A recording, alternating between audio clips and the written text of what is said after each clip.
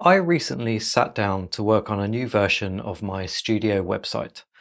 I had been procrastinating for a while, but finally I freed up an evening to accumulate recordings from years past to showcase on the new site, accompanied by a clickable image of each artist. As is often the way with things like that, what started out as a boring chore soon turned into an unexpected pleasure. A walk down an avenue of fond recollections as the recordings brought forth the times, places, and people involved. You know, when you go rummaging through dusty old boxes stored in the attic and discover long forgotten treasures, old school books, photo albums, trinkets from your childhood. Before you know it, several hours have gone by, and all you've really achieved is to wedge yourself in amongst the boxes, inhaling decades of mildew, resigned to becoming just another accumulated relic in the pile. One of the things that I love about recording music is that it's not only a project for the here and now, but it also serves as a historical document of a specific time and place. A light shining on a long since darkened corner of your life simply through the act of listening to it. It's like an audio photograph. That is why I have always kept a tediously organized archive of all my recordings. Towards the end of my nostalgic ramble, with a couple of vacant artist spots remaining, I dusted off one of the first albums I ever worked on as an audio freelancer, a project belonging to a chap called Matt Wise with his band Society. Matt was a devotee of country, folk, and Americana, a genre cluster which sat firmly outside my wheelhouse of fuzzy grunge and weird math rock, but which nevertheless occupied an overlapping circle in my Venn diagram of raw, authentic naturalism. He was also the person who kickstarted my foray into the questionable life choice of professional music production when I was conscripted into his ongoing recording sessions at a small studio in Brighton, being, as I was, the only person around who knew how to fly the material onto a computer and do some drum editing. Sometime after we had wrapped up their debut album, which was called Songs from the Brick House, a message plopped into my inbox. It read, "Hi James, hope you're all good, mate. Gearing up for recording a new album and would really like you to be involved. Would love to work with you again. I'll phone you anyway, Matt." And so it was. For the first time in my life, someone had specifically requested me to be the producer for their album and, apparently, was willing to pay me for it. The project took place at the studio in Brighton for the initial tracking sessions, and then later at Matt's flat in Crawley for overdubs and mixing, which, anxious not to be seen as anything less than a consummate professional, he credited as Downland Studios on the liner notes, in reference to the street name of his flat. I regularly visited Downland Studios, accompanied by my laptop, a set of small Genelec speakers, and whatever microphones I had thus far accumulated. I routinely packed it all Tetris-like into a suitcase, drove over, set up a makeshift studio on his breakfast bar, and recorded whatever instruments he saw fit to embellish his songs: harmonica, resonator, lap steel, fiddle, honky-tonk piano, and of course his prized hollow-body Gretsch guitar, complete with Bigsby vibrato and roller saddle bridge. Throughout the process, my bond with Matt grew as he inducted me into his colourful world of Americana rock with great enthusiasm, collaborative joy, and generous use of his Chibo coffee machine. We became genuine pals, him broadening my musical horizons with his encyclopedic knowledge of rock music history, and me reciprocating with a sympathetic ear in our broad conversations about life, love, art, anxiety, and the struggles we all face as creatives in a corporate world. All while I clicked away at my laptop, editing and mixing his material into shape and ploughing my way through copious amounts of his tobacco as I went. Throughout the trials and tribulations of working on his album, our determination to complete it remained steadfast.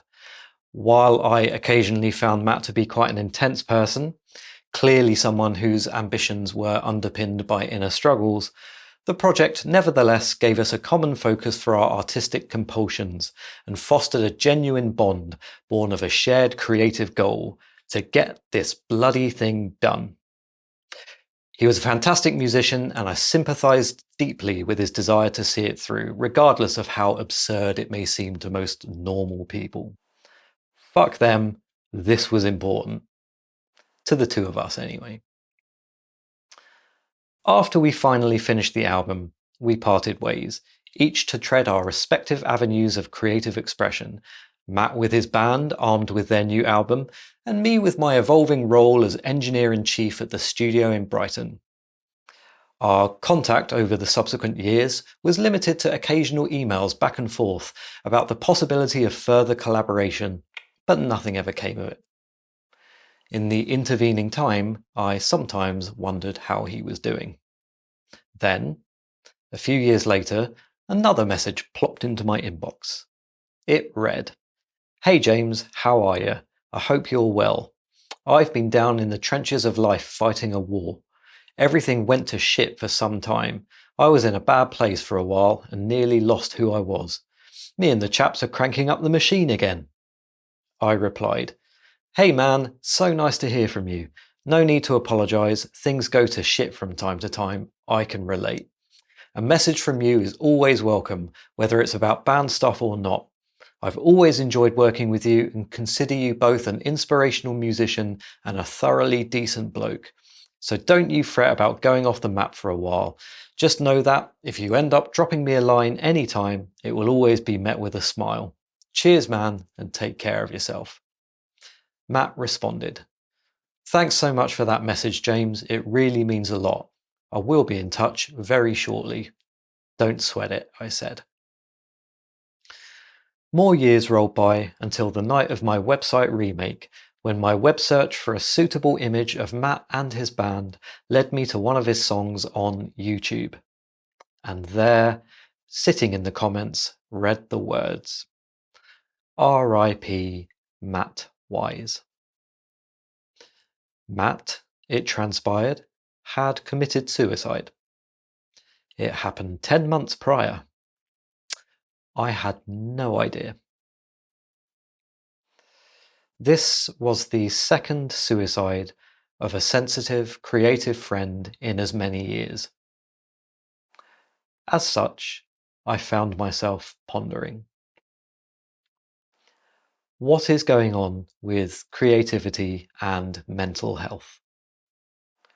Why are we such an anxious bunch? Why do we find life so difficult? You're here, you clicked on this, you know what I'm talking about. Being a creative person, dare I say it, an artist, is a difficult lot to contend with. We are compelled to create, yet we don't know why. There is an itch that constantly niggles, yet no amount of scratching satisfies it for long. To do so is to immediately relocate the itch elsewhere. But the alternative is much worse. A life of creative unfulfillment, sheer misery. Both paths lead to a state of perpetual anxiety. We are not born entrepreneurs, we're no good at business, we don't know how to promote ourselves, and we struggle mightily to strike the uncompromising balance between supporting ourselves financially and honouring our creative obsessions, irrational, inscrutable, beautiful obsessions. We feel lost, like life was designed for everyone else but not for us. Perplexed by normal people and their normal lives of 8-hour workdays in the tedium of some office that we couldn't even begin to give a shit about, leaving just enough time to eat, shower, sleep, and start the process all over again. We feel resentful that we should conform to that standard and guilty that we don't.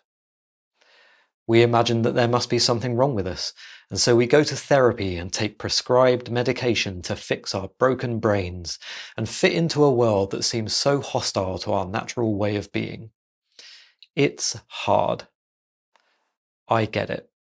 It's really hard. For us, our imaginations bustle with ideas, things we want to build, music we want to record, blogs we want to write, clothes we want to sew, videos we want to make. It never ends. We need it like we need air. Now, that's not to say, of course, that the scale and rationale for certain projects should not be subject to scrutiny when balanced against life's myriad other priorities, because a desire to realize a creative goal must necessarily be constrained by what is actually possible. I have seen many projects run on for far too long, the misplaced desire for perfection itself being a mental health trap that often leads to a cascade of dissatisfaction. Poor old Matt too readily fell into this trap, unable to let go of his idealized conception of the perfect album. It must have 12 songs, not 10, even if I need to force myself through torture and tears. With no money and bills piling up, I must write another 2. But, regardless, the endeavour, in its own right, for its own sake, is one that I have absolute sympathy for. It is wonderfully irrational, and I completely understand it. So, what do we do? Why don't you just get a job? People may say. For the most hardened creatives out there, this is not a good solution. Scarcely good team players at the best of times, a year in and they'll just be signed off sick. Sick of the tedium, sick of the monotony, until eventually any pretense to care about that job, or the inane bureaucracy that underpins it, caves under the desire to work on something more interesting and more meaningful.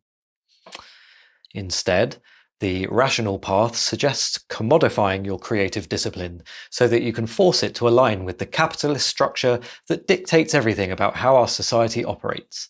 I mean, talk about square pegs in round holes. And this strategy carries with it obvious pitfalls, not least the calamity of interdependence between your art and your income.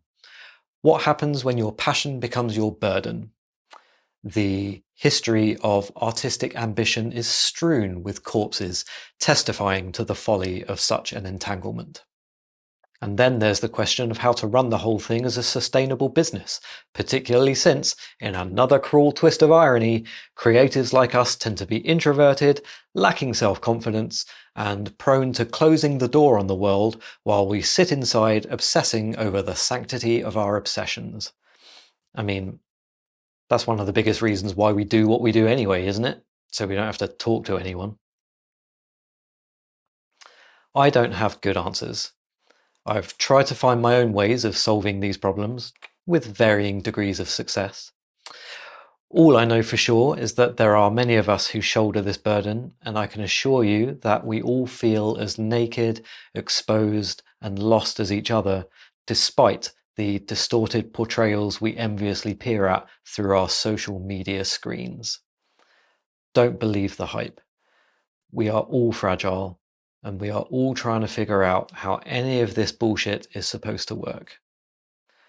Through that common cause, let us simply not be alone.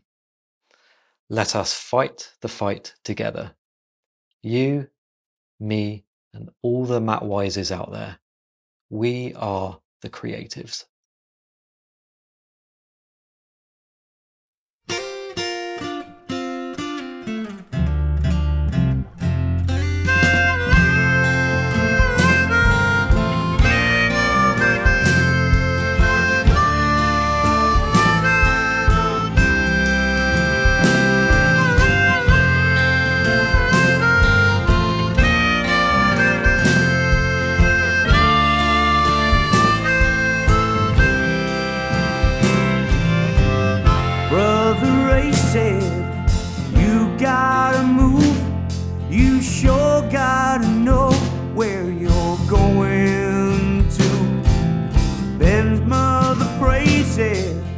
All of it's true.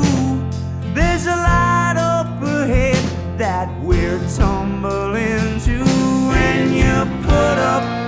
shut up and you squander around. And the light of the morning comes chopping you down. And the light of the morning comes chopping you down.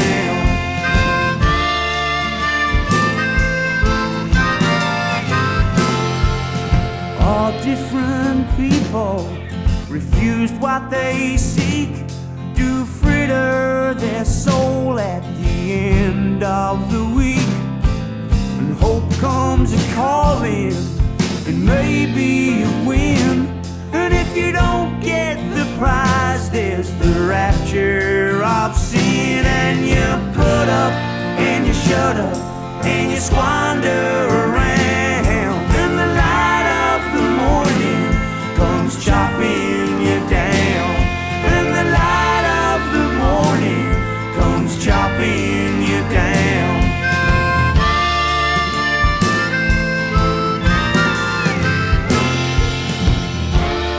I know that you don't know me,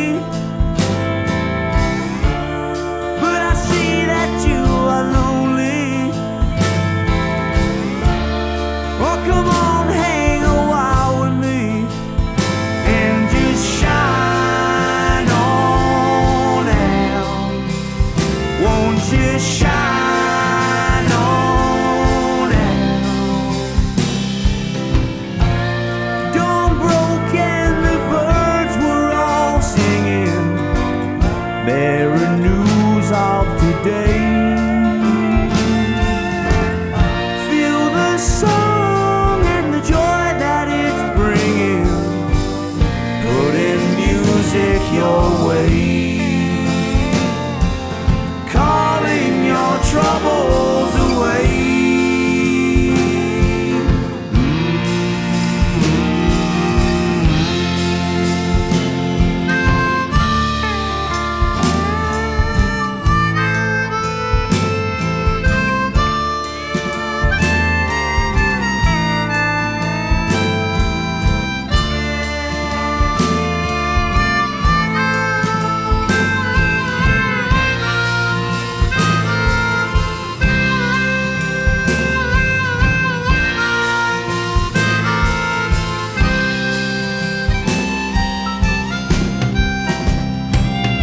All you hopheads in this pig pen who stay till the end, our time is up now, but I'll see you again. We'll go once up to the last stop when they firm shut the door, and we'll all sing a tune as it rains and it pours. Oh, don't the time go, don't it go so, don't the days roll along. Let's hope they don't fade, just a blink and be gone. And you put up and you shut up and you squander around. And the light of the morning comes chopping you down. And you put up and you shut up and you squander around. And the light of the morning comes chopping you down. And the light of the morning comes chopping